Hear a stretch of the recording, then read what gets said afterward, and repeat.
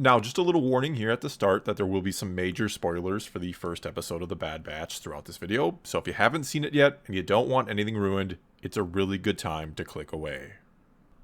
Okay, so first things first here. Was this opening episode good? Does it feel like we have a worthy successor or worthy direct sequel to the Clone Wars on our hands?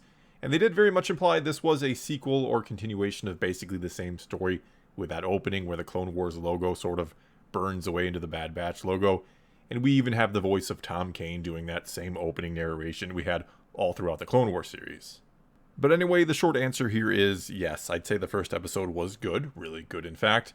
And I thankfully found myself liking the Bad Batch even more in this episode than I did in their story arc back in Season 7 of the Clone Wars. Not that I disliked them there, but I was really wondering if this team was going to be able to carry an entire series after that arc. And I'm already feeling more confident that they can after just the first episode, that it's already feeling like there's a little more to them than we saw in that arc. And I thought they did a great job with Hunter in particular, and how he let Kanan, or Caleb at the time, how he let him go at the beginning, though he wanted to help him further but couldn't, which then kind of leads to him later on also having a soft spot for Omega and taking her along with them. They also did a really good job with Crosshair as well, setting him up as basically probably one of our main villains who's likely going to be out there hunting down his former teammates throughout the first season, or maybe the whole series. Unfortunately, though, I had his turn or betrayal of his team spoiled because it was revealed on the packaging of an action figure, but whatever. And before going on here and talking more about the episode itself, I have to talk about something else briefly, and this is something I might talk much more about in a separate video at some point in the near future. But I do have to touch on that opening sequence with Kanan, or again at the time he is Caleb Doom. And mind you, there's a part of me that, yes, really enjoyed that opening, really enjoyed the connection to Rebels and seeing him in there. I was just totally surprised by the whole thing. Even sounded like he was being voiced again by Freddie Prinze Jr., trying to sound like he was a kid. At least that's what it sounded like to me, but maybe I'm crazy. Regardless of all that, and though it was, again, awesome to see him, there was also a part of me that had really enjoyed the Kanan comic book series from a few years back, where something completely different happened during Order 66 for Kanan. Well, maybe not completely different. His master still basically gives her life to save him and tells him to run. But everything else around it is totally different. The planet was different, the Bad Batch certainly weren't there, and all the other events around it were different, as was what happens afterwards.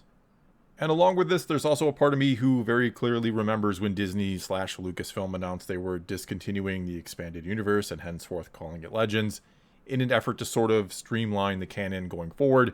They said from now on everything, be it a comic, a novel, video game, animated show, movie, or whatever, was all going to be canon and in the same continuity. But that was apparently not so true, because the Kanan comic book just got completely jettisoned, which is supposed to be part of this new canon, and for no real reason actually. It didn't need to be Kanan. Yes, it was cool, but it could have been any random Jedi in any sort of random situation. And though I get wanting that connection to a different show, to Rebels, and like I said, I can enjoy and appreciate it for what it was, there's that part of me that is upset and left wondering, why did I buy and read that comic book if it isn't actually part of the same story that I was led to believe it was?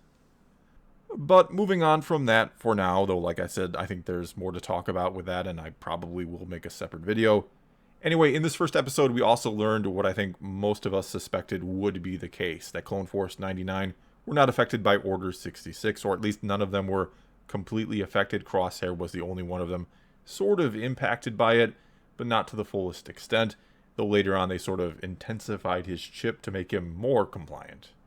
Along with this then, so far anyway, we didn't really get any other clone perspectives in regards to Order 66 and how they feel about turning on the Jedi, if they feel anything at all, which is fine. There's certainly and hopefully plenty of time for that later on down the road in the series, though right now it almost seems like most of the regs or regular clones, are, for lack of a better way of putting it, still under the effects of the order being issued.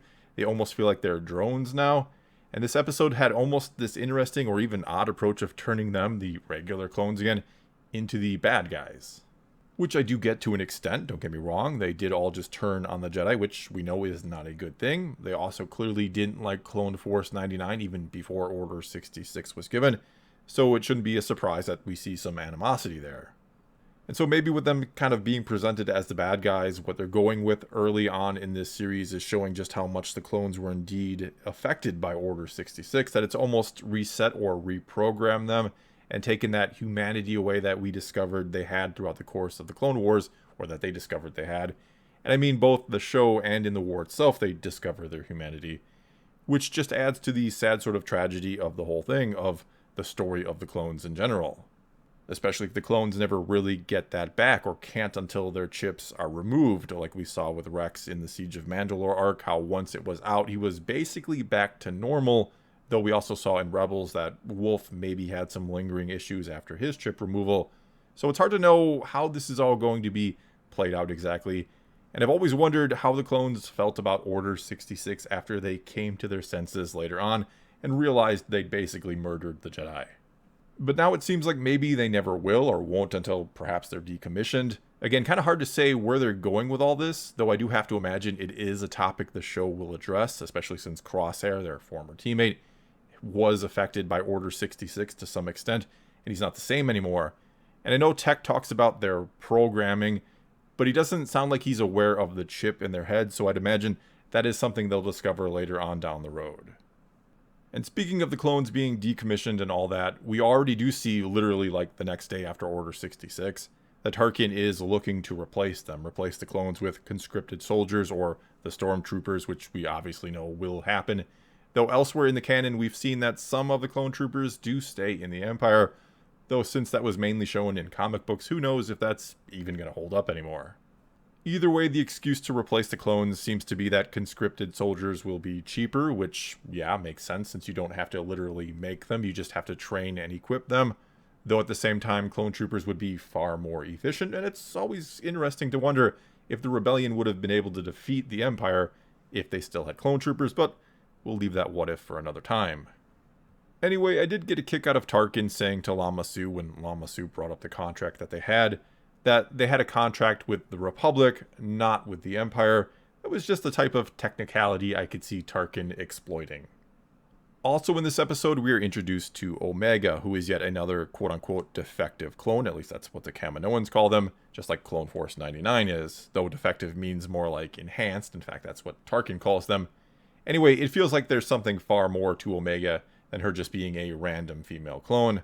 I think there is quite obviously a point or purpose behind her, like she's the result of a secret project or something like that, I'd have to imagine, and that she has some sort of ability, much like the rest of the Bad Batch do, which maybe kind of gets hinted at during a conversation between Lama Su and Nala Se at one point. They also don't seem to be too upset that she got away with the Bad Batch, almost like they wanted that to happen, which would explain why they put them all in the same cell. And my initial guess when it comes to Omega is that she is force sensitive somehow, and maybe this was just random chance that after making millions of clones, one just so happened to turn out to be force sensitive, which would later tie into a story about how they are indeed all unique individuals, even if they were made, which is even something Yoda basically says way back in the very first episode of the Clone Wars, that he sees them all as individuals in the Force, that they are all different in one way or another. Or maybe, and more likely, her being force sensitive will be a result of being experimented upon with midichlorians, which will later tie into what we saw going on in The Mandalorian with Moff Gideon wanting Grogu's blood. Nala Se even said they only have 5 left, meaning at one point there was more than the 4 members of Bad Batch and then Omega, though she may have meant true defects, more like 99 was the clone their team is named after, and it wasn't meant to imply there were perhaps other experiments, if Omega is indeed even some kind of experiment herself. And overall here, I thought Omega was fine. I dare say I found her less annoying than either Ahsoka or Ezra in their debuts, and she does fall into that same sort of category as both of them, a character in there mainly for the younger crowd to attach to. And to me, the main difference between her and, say, Ezra or Ahsoka is she felt more subdued, you could say, almost more curious instead of arrogant, like the other two came off as early on. Though yes, she did have her moment to shine when she shot the gun out of Crosshair's hand, which was maybe a bit much for her first time ever firing a blaster, though again you gotta expect some things like that since she's the character kids watching will sort of see themselves as. Not to mention it could be a clue to her being force sensitive, that it wasn't such a lucky shot.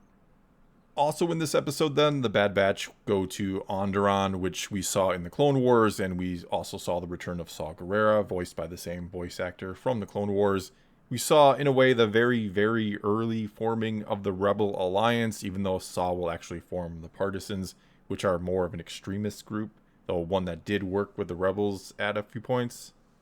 Either way, we saw that there was immediately opposition to Palpatine rising up to become Emperor and to form his empire, and that Tarkin and the Empire were keen to snuff out any resistance from the very start, even willing to see innocent women and children murdered if need be, which of course the Bad Batch were not willing to do, or should I say none of them, save Crosshair, were willing to do. And so all around here, I thought this was a very good first episode. I loved getting a bit of an overlap again with Revenge of the Sith and Order 66.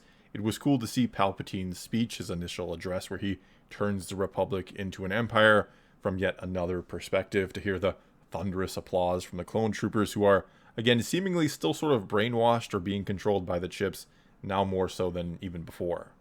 I thought visually this looked nothing short of incredible. This was right up there and on par with Season 7 of Clone Wars, which itself was glorious to behold visually. As I've said before, I love seeing the continued evolution of this Star Wars animation style that began with the Clone Wars movie, and I hope it only continues to evolve and we never take a step back again like they did with Rebels and Resistance. My only sort of major gripe with the episode, if it can even be called that, since again, yes, I did enjoy it for what it was with the whole beginning that sort of overwrote the Kanan comic book. And maybe that isn't a big deal to some people, which I do understand, especially if you've never read it and don't really get into the other sources of canon. But as someone who keeps up with all of that and reads pretty much everything, it sort of makes me wonder what's the point and what else will be overwritten on a whim. Though that said, there is certainly some material found in the comics and books and elsewhere that I wouldn't mind seeing wiped away, but again, that is a conversation for another time. Well, that's all I've got for you this time. Now it's your turn to tell me what you thought of the first episode of The Bad Batch. Did you love it? Does it feel like a worthy successor to the Clone Wars? Or were you maybe not so impressed? Whatever the case may be, leave a comment below and let's talk some Star Wars. And until next time, thanks for watching.